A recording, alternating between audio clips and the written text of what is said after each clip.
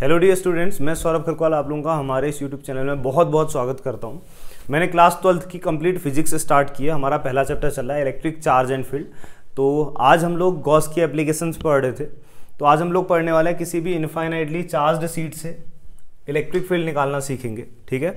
But इससे पहले की जो आपने वीडियो लेक्चर्स हैं, अगर आपने नहीं देखे हैं तो मैंने एक प्लेलिस्ट बनाई है इलेक्ट्रिक चार्ज एंड फील्ड। आप लोग सारी वीडियो सीक्वेंस में देखना, तो चीज़ें आप लोगों को समझ में आएंगी, ठीक है। तो आई होप कि आप लोगों को गॉस थ्योरम पता है।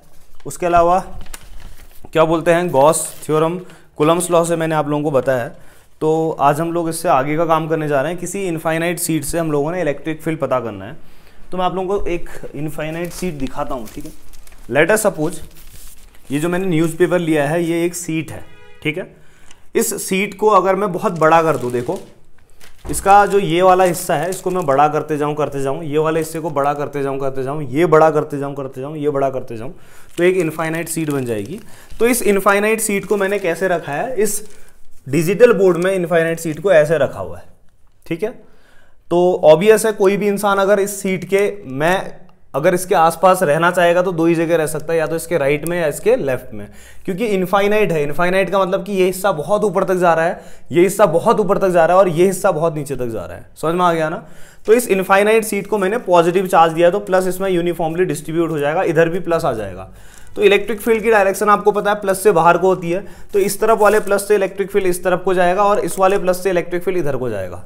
तो ये मैंने एक इनफाइनाइट प्लेन शीट दिखाई है, इसको मैंने प्लस क्यू चार्ज दिया तो आप कह सकते हो कि इनफाइनाइटली चार्ज्ड शीट है। और इस इनफाइनाइटली चार्ज शीट से मैंने क्या पता करना है बच्चों, इलेक्ट्रिक फील्ड पता करना है कहीं पर को भी। तो या तो राइट में पता करूंगा या लेफ्ट में पता करूंगा। तो मान लो इस इनफाइनाइट चार्ज शीट से राइट साइड में मैंने कहीं पे इलेक्ट्रिक फील्ड पता करना है।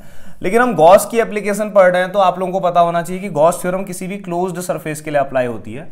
तो मान लो इस इनफाइनाइट शीट से एक इमेजिनरी सिलेंडर जा रहा है। सिलेंडर इसलिए ले रहा हूं क्योंकि वो एक क्लोज्ड सरफेस है। तो लेट अस सपोज कि इस इनफाइनाइट शीट से एक इमेजिनरी क्या जा रहा है, सिलेंडर जा रहा है, ठीक है ना। तो इमेजिनरी सिलेंडर बना देता हूं मैं, ठीक है। इस तरीके से इस इनफाइनाइट शीट से एक इमेजिनरी सिलेंडर जा रहा है, जिसको हम गॉसियन सरफेस कहते हैं। ये इसलिए बनाया जाता है बच्चों ताकि हम लोग गॉस की थ्योरम अप्लाई कर सकें। आप लोगों को पता होना चाहिए कि गॉस की थ्योरम किसी भी क्लोज सरफेस के लिए लगती है, ठीक है। तो एक इमेजिनरी सिलेंडर जा रहा है, मैं येलो कलर से दिखा रहा हूं बच्चों ये, ठीक है।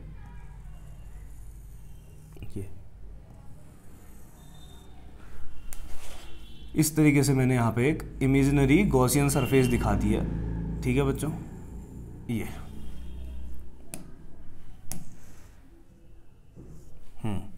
अब सुनना, तो ये इमेजिनरी सिलेंडर इसके बीचों बीच से जा रहा है। तो मैंने इस चार्ज्ड शीट से आप इलेक्ट्रिक फील्ड पता करना है, या तो यहां पता करोगे या यहां पता करोगे, कहीं भी पता करो। लेकिन आपको पता है ना कि पॉजिटिव चार्ज दिया है तो प्लस से इलेक्ट्रिक फील्ड बाहर को जाता है। शीट ऐसे रखी हुई है मैंने, तो प्लस से बाहर को जाता है, प्लस से बाहर को जाता है। तो इस चार्ज्ड शीट से जाने वाले इलेक्ट्रिक फील्ड को दिखा देता हूं, ठीक है। प्लस से आपका इलेक्ट्रिक फील्ड बाहर को जाता है, तो इससे जाने वाला जो इलेक्ट्रिक फील्ड है वो हम दिखा देते हैं, ठीक है। प्लस से इलेक्ट्रिक फील्ड आपका बाहर को जाता है, तो ये पॉजिटिवली चार्ज शीट है, तो इससे जाने वाला इलेक्ट्रिक फील्ड दिखा देते हैं, ऐसे बाहर को जा रहा है, ठीक है। इस डायरेक्शन में भी इससे जाने वाला इलेक्ट्रिक फील्ड दिखा देते हैं। समझ में आ गया ना। चलो अब प्लस से बाहर को जाता है तो थोड़ा एक और दिखा देते हैं इलेक्ट्रिक फील्ड, 2-3 जगह दिखा देता हूँ, ठीक है। ये इधर और इधर, ठीक है। बहुत सारा दिखा सकते हो, आपकी इच्छा है, मैं इतना ही दिखा रहा हूँ। तो ये पॉजिटिवली चार्ज शीट से जाने वाला इलेक्ट्रिक फील्ड है ई वेक्टर, ठीक है। ये इसको भी लिख लेते हैं ई वेक्टर, ठीक है। इस डायरेक्शन में भी दिखा देते हैं इलेक्ट्रिक फील्ड को। ये आपका इलेक्ट्रिक फील्ड है बच्चों ई वेक्टर, और ये आपका इलेक्ट्रिक फील्ड है बच्चों ई वेक्टर, ठीक है। अब मैंने दूर कहीं इलेक्ट्रिक फील्ड पता करना है, मान लो यहां पे पता करना है। लेकिन इससे पहले आपने समझना पड़ेगा, जो मैंने सिलेंडर बनाया ना, सिलेंडर में 3 हिस्से होते हैं बच्चों। 3 हिस्से क्या क्या होता है सुनना। एक तो होता है कर्व सरफेस, एक होता है सर्कुलर पार्ट, एक होता है सर्कुलर पार्ट। तो इसमें 3 हिस्से हैं, तो मैं तीनों के 3 हिस्से दिखा देता हूँ। ये फर्स्ट सरफेस हो गई इसकी सर्कुलर पार्ट, ये इसका सेकंड सरफेस हो गई जिसको हम बोलते हैं कर्व सरफेस, और ये इसका तीसरा पार्ट हो गया सर्कुलर पार्ट, ठीक है। तो हमारी जो फर्स्ट सरफेस है इसका जो एरिया है बच्चों ये S1 ले लेते हैं। सेकेंड सरफेस जो आपकी कर्व सरफेस है इसका जो एरिया है बच्चों ये S2 ले लेते हैं, और जो थर्ड सरफेस है इसका एरिया बच्चों S3 ले लेते हैं, ठीक है। अब आपको पता होना चाहिए कि मैंने आज जो सिलेंडर दिखाया वो यूनिफॉर्म दिखाया है, तो यूनिफॉर्म सिलेंडर में ये जो सर्कुलर पार्ट है इसका एरिया और इसका एरिया बराबर होगा। तो अगर मैं S1 को A मान लेता हूं, मान लो S1 की वैल्यू A आ रही है, तो आपका जो S3 है ये भी कितना होगा बच्चों, A के बराबर होगा, ये ध्यान रखना, ठीक है ना। अब जो तीन सरफेसेस है ना, फर्स्ट सेकंड थर्ड, इन तीनों सरफेसेस का छोटा छोटा हिस्सा ले लेता हूं। पहली सरफेस का छोटा सा हिस्सा ले लेता हूं ये, ठीक है। अब मैं अगर आपसे पूछूं कि इस पूरी सरफेस का एरिया S1 है, तो छोटे से हिस्से का एरिया कितना होगा, DS1। लेकिन मैंने आपको बताया कि एरिया एक वेक्टर क्वांटिटी है, तो ये जो छोटा सा हिस्सा है इसका जो एरिया वेक्टर है ना, ऐसे करके बाहर को आएगा और इसको हमने लिखना पड़ेगा कितना, पहली सरफेस का छोटा सा एरिया है तो ये DS1 वेक्टर लिखना पड़ेगा, ठीक है। ऐसी जो दूसरी सरफेस है इसका छोटा सा हिस्सा ले लेता हूं, छोटा सा एरिया वेक्टर। ये एरिया वेक्टर मैंने आपको बताया था कि उस सरफेस से परपेंडिकुलर बाहर को होता है, तो इसका जो छोटा सा हिस्सा ले लिया, इस छोटे से हिस्से का एरिया, अब ये S3 है तो इस छोटे से हिस्से का एरिया कितना हो जाएगा, DS3 वेक्टर आ जाएगा, ठीक है। और जो सेकेंड कर्व सरफेस है इसका भी छोटा सा हिस्सा ले लेता हूँ, ठीक है।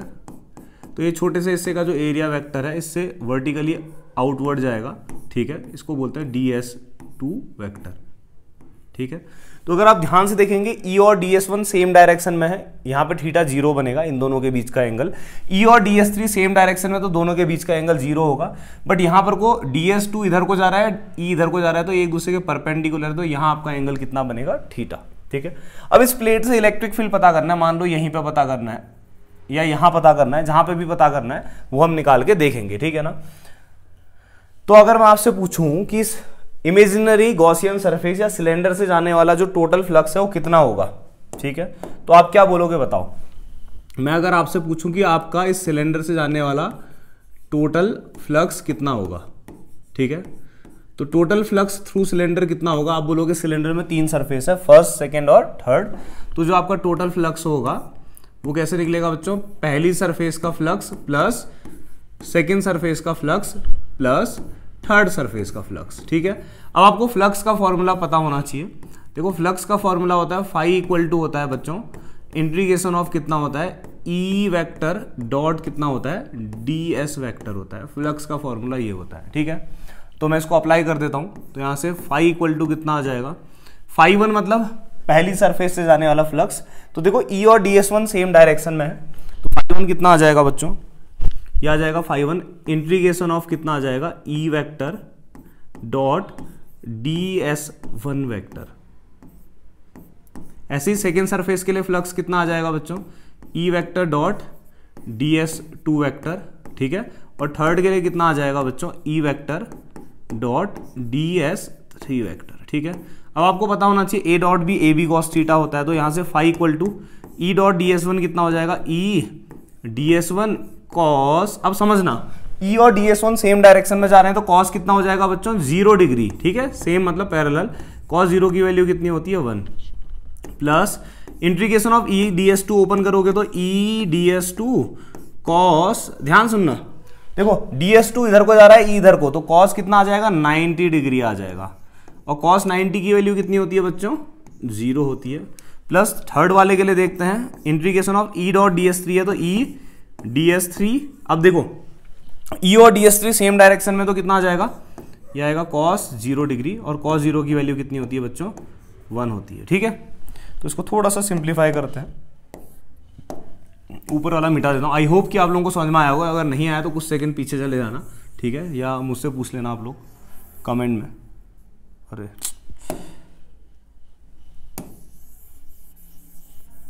देखो,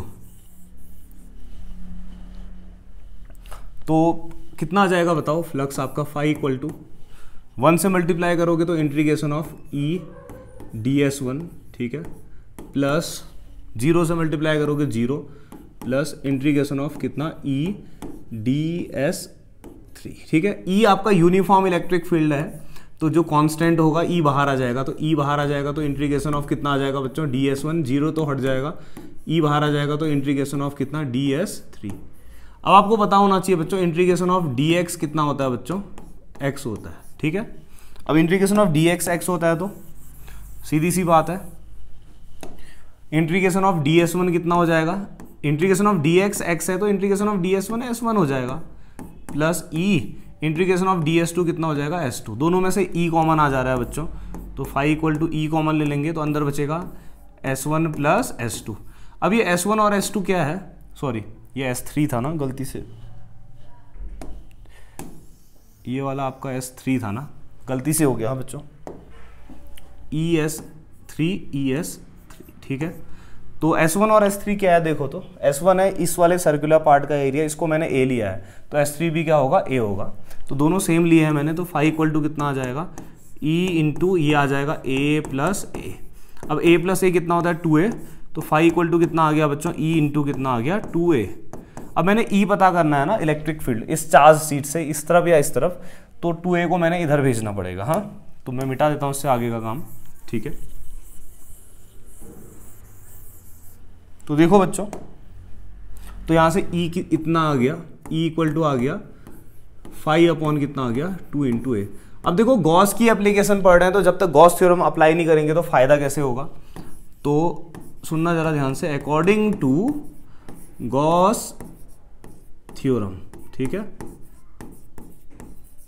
गॉस थ्योरम क्या कहती है बच्चों, फाई इक्वल टू कितना होता है बताओ, क्यू अपॉन एप्सिलॉन नॉट होता है, तो फाई की जगह रख देता हूँ, तो E इक्वल टू कितना आ जाएगा देखो, तो Q अपॉन एप्सिलॉन नॉट रख दिया फाई की जगह, ठीक है।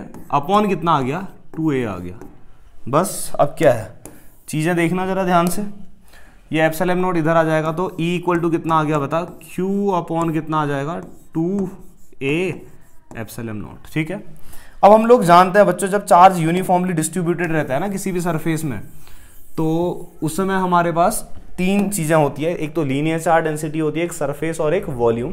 तो हम लोग जानते हैं बच्चों, since surface charge density sigma equal to कितना होता है बताओ, तो चार्ज पर यूनिट एरिया होता है। क्यू अपॉन ए कहीं पर आपको दिखेगा तो आप सिग्मा रख सकते हो, तो ई इक्वल टू कितना आ गया बताओ, तो क्यू अपॉन ए की जगह रख दिया सिग्मा अपॉन कितना आ गया 2 एप्सिलॉन नॉट। तो बच्चों ध्यान रखना कि किसी भी इनफाइनाइटली चार्ज सीट की वजह से जो इलेक्ट्रिक फील्ड है इसका फॉर्मूला होता है E equal to sigma upon 2 epsilon naught. सिग्मा क्या है आपका बच्चों, सरफेस चार्ज डेंसिटी है, ये आपको दिया रहेगा, अगर नहीं दिया रहेगा तो क्यू और ए दिया रहेगा, ठीक है। तो इसका मतलब जो इलेक्ट्रिक फील्ड है ना, अगर इनफाइनाइट चार्ज सीट से पता कर रहे हो, कितनी भी दूर पता करना हो, आर डिस्टेंस दूर भी अगर आपने पता करना हो तो ये आर पे डिपेंड ही नहीं करता है, ठीक है ना। तो ये आज का टॉपिक था। अब इसके अंदर छोटी छोटी एप्लीकेशंस और आएंगी इनफाइनाइट सीट की, तो आई होप कि आप लोगों को ये टॉपिक समझ में आया होगा। बाकी मिलते हैं नेक्स्ट वीडियो लेक्चर में, तब तक थैंक यू, ठीक है। आप लोग इसके नोट्स बना लेना।